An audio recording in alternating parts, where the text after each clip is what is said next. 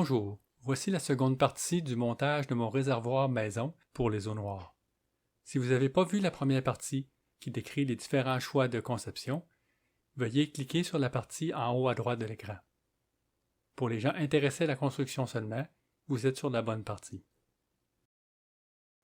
Avant de débuter le corps du réservoir, je commence par fabriquer les adapteurs qui recevront les accessoires de plomberie pour les entrées, sorties et aération du réservoir. Le but est d'être en mesure de fixer des adaptateurs du commerce pour la tuyauterie de toilette. J'ai eu l'idée de fixer en permanence des adaptateurs femelles au réservoir. Et c'est dans ces adapteurs que je vais fixer les adaptateurs mâles sur lesquels se fixent les conduits. J'ai recouvert l'adaptateur original à l'aide d'une pellicule de cire utilisée pour sceller les pots. Cette cire permettra un démoulage facile de l'adaptateur. La première étape du moulage est de placer quelques tours de tissu de fibre de verre afin de capturer la forme de l'adaptateur. Une fois la résine durcie et l'adaptateur retiré, on obtient un moulage interne qui correspond au diamètre externe de l'adaptateur et la forme de base sur laquelle on commence le travail. Après un rapide sablage, pour s'assurer que la forme est bien ronde, l'embryon de moulage est placé sur une plaque de Lexan, laquelle est percée d'un trou. Une partie de l'adaptateur est insérée dans ce trou et le parti qui dépasse sera recouvert de plusieurs autres couches de fibres. La pièce de plastique est recouverte de cire de façon à éviter que la pièce de fibre de verre y reste collée. La pièce terminée est super robuste. L'intérieur s'adapte parfaitement à un adaptateur et l'extérieur sera facilement laminable à l'intérieur du réservoir. Je suis maintenant prêt pour le moulage du fond. Le fond est la seule partie que je vais mouler à partir du réservoir original. C'est cette pièce qui a la forme la plus particulière et que je veux copier dans mon réservoir maison. La première étape est une couche de résine polyester, additionnée d'une petite quantité de silica pour éviter qu'elle ne coule trop le long du bord. Cette couche formera l'intérieur du réservoir. Lorsqu'elle est partiellement prise, une couche de mat mince est ajoutée par-dessus pour donner le premier renfort. Elle sera suivie d'une seconde couche de mat plus épaisse et d'une troisième couche pour assurer la rigidité. Le moulage pour la partie du fond est maintenant terminé. C'est une copie conforme du réservoir d'origine. Le moulage a aussi capturé l'emplacement du drain d'origine. Il s'agit de repercer et de vérifier l'emplacement de la pièce que j'ai fabriquée pour l'adaptateur. La prochaine étape est la fabrication du moule pour les autres parties du réservoir. Ce moule devra être totalement démontable puisqu'il sera impossible de l'extraire à partir de l'intérieur du réservoir après que celui-ci sera terminé. Le squelette du moule est fabriqué avec 4 panneaux de particules qui vont fabriquer les 4 côtés.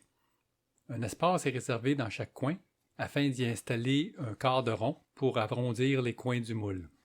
Ces 4 côtés sont maintenus en place à l'aide d'un enchevêtrement de renforts intérieurs. Ce sont ces renforts qui permettront le démontage du moule après la fabrication du réservoir. Il est temps de faire une rapide vérification afin de m'assurer que le fond préalablement laminé va s'ajuster au reste du moule. Comme vous pouvez noter, le réservoir sera laminé à l'envers puisque le fond avec sa forme irrégulière n'est pas une bonne base pour faire la lamination. La partie prélaminée du moule est un peu plus grande que le moule de côté, ce qui était prévu à l'origine. Il s'agira simplement d'éliminer le surplus avant la lamination complète. De retour au moule principal. Avec les parois latérales telles quelles, j'obtiendrai un moule tout à fait droit jusqu'en haut. Puisque je veux un retrait pour permettre de laminer le couvercle, je dois agrandir un peu l'essentiel du moule afin d'obtenir mon retrait vers le haut. Il est important pour un réservoir de ce type que les coins soient arrondis. Les coins du moule sont réalisés grâce à des sections d'un tube cartonné qui permet d'obtenir le rayon désiré.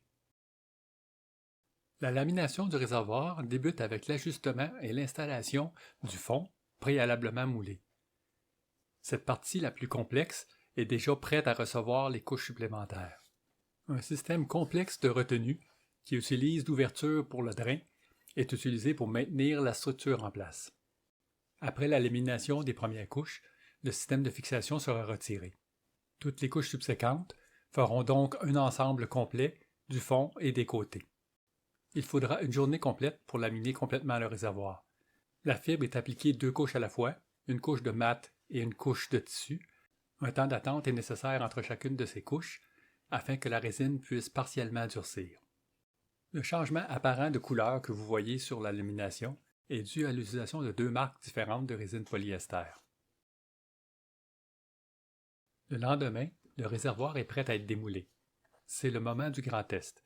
Est-ce que j'ai fabriqué un réservoir utile ou bien un exemple de sculpture moderne? Tout va bien. Les pièces se démoulent facilement. La finition intérieure est étonnamment lisse. Je suis content du résultat.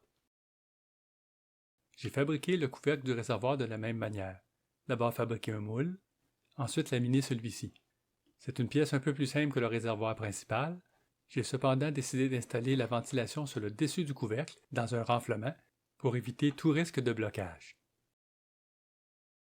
Maintenant que toutes les pièces sont terminées, il s'agit de commencer l'assemblage final. La première étape est de coller à l'aide d'époxy les pièces qui recevront les adaptateurs de tuyauterie. Il y en a une pour la vidange et une pour le remplissage.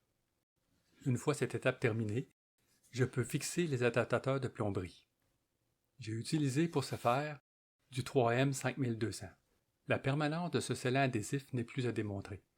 Après avoir nettoyé les pièces de plomberie pour m'assurer qu'il ne reste plus d'agent de démoulage et avoir passé un papier sablé de grade 220 sur les pièces de plomberie sont collées en place. Il faudra attendre un bon moment pour que le scellant soit complètement rigide avant de pouvoir utiliser le réservoir, mais ce n'est pas un problème. La prochaine étape est particulièrement critique. Il s'agit de fixer le couvercle sur le reste du réservoir à l'aide d'un joint totalement étanche, à la fois au liquide et au gaz. Pour cette étape, j'ai décidé d'utiliser un joint double. Une première pièce sera fixée à l'intérieur du réservoir, de manière à ce que le couvercle puisse s'appuyer dessus. Ensuite, une lamination extérieure au réservoir joindra le couvercle au réservoir principal, de manière à obtenir un second système d'étanchéité. Pour réaliser les baguettes qui forment le rebord, j'ai utilisé les retailles lorsque j'ai fabriqué le réservoir principal. En effet, j'avais fabriqué celui-ci un peu plus haut que nécessaire, afin de pouvoir faire une coupe nette à la hauteur désirée. Les baguettes sont installées une à la fois, et les coins sont réalisés en utilisant des parties courbes des baguettes. J'ai pris soin de m'assurer qu'il ne reste pas d'espace entre les baguettes et le réservoir, ni entre les baguettes elles-mêmes, afin d'avoir un joint étanche. Un rapide ajustement du couvercle est nécessaire pour s'assurer que l'assemblage se fera sans problème. Une fois l'adhésif mis en place, il sera trop tard. Le joint entre le couvercle et la base du réservoir est recouvert d'un ruban de fibre de verre afin d'obtenir une rigidité mécanique impossible avec le joint collé seulement. Le résultat, un réservoir entièrement étanche, très robuste, prêt pour la mise en service. Le réservoir est maintenant terminé. En préparation pour l'installation, j'installe 4 coins en caoutchouc aux endroits où le réservoir s'appuie sur la coque. Un dispositif de retenue retiendra le dessus du réservoir. Si vous avez aimé cette vidéo, s'il vous plaît, laissez un thumbs up. Si vous voulez voir d'autres vidéos de ce type, s'il vous plaît, abonnez-vous à la chaîne.